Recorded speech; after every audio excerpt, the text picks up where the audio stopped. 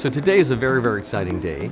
We're running the opening reception of the User Interface Software and Technology Conference here at the Hasso-Plattner Institute. For me, this means that I have a chance to bring 500 of my closest friends and research partners to work with me. We have a chance of showing, I think, something like 35 different projects that document what we've been doing over the past several years.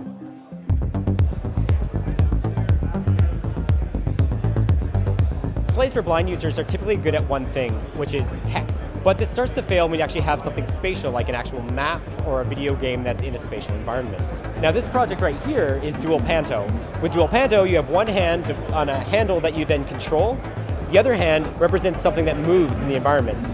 So in a video game, for example, it might be the opponent, and you might be represented as the top handle. So you can dodge shots, you can chase, you have a real-time, continuous spatial experience.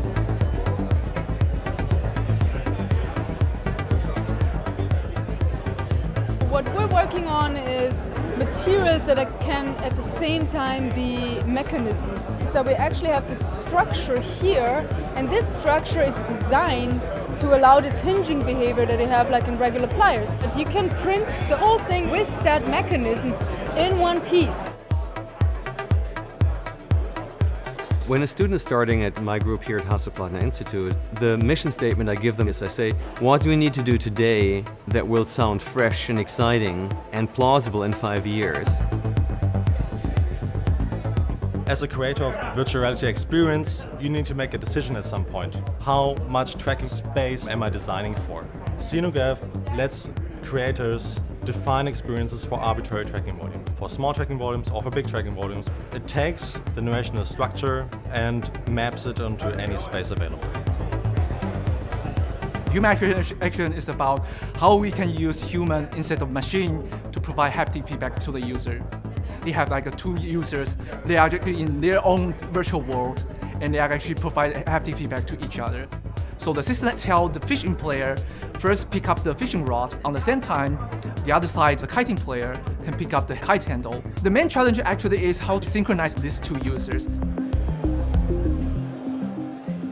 I think a good way of making people think about an ethical question is rather than like trying to play it down, you play it up.